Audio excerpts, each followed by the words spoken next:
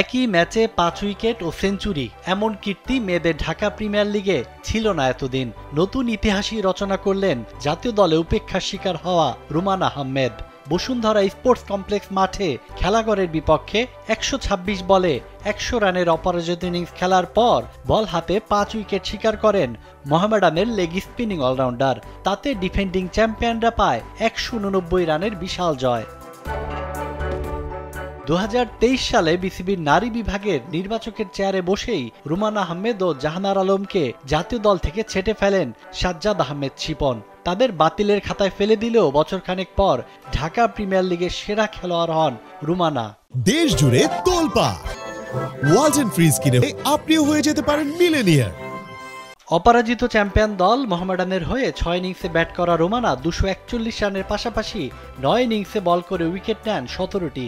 আবাহনীর হয়ে খেলা জাহানারা 9 ম্যাচে 25 উইকেট নিয়ে হন সর্বোচ্চ উইকেট শিকারী। প্রায় 1.5 বছরের বিরতি ভেঙে শ্রীলঙ্কায় বসা এশিয়া কাপের দলে জাহানারা রুমানাকে ফেরাতে বাধ্য হয় বিসিবি। 50 ওভারের ক্রিকেটে অসাধারণ পারফরমেন্স করা রুমানাকে 3টি টি20 খেলিয়ে আবার ফেলা হয় বাতিলের খাতায়, অথচ ওয়ানডে খেলার সুযোগই দেওয়া হয়নি তাকে। অবসরে যাওয়ার পরামর্শ দেওয়া হয় বোর্ড থেকে, তাতে অবশ্য কর্ণপাত করেনি দেশসেরা অলরাউন্ডার। বয়স 33 হলেও খেলা চালিয়ে যাওয়ার ইচ্ছার কথা জানিয়ে দেন উইমেন্স উইংয়ের দায়িত্বে থাকা কর্তাদের।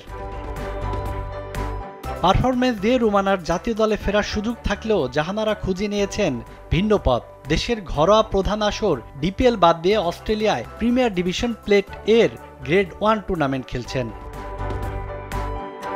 সাজ্জাদ খান, কালবেলা।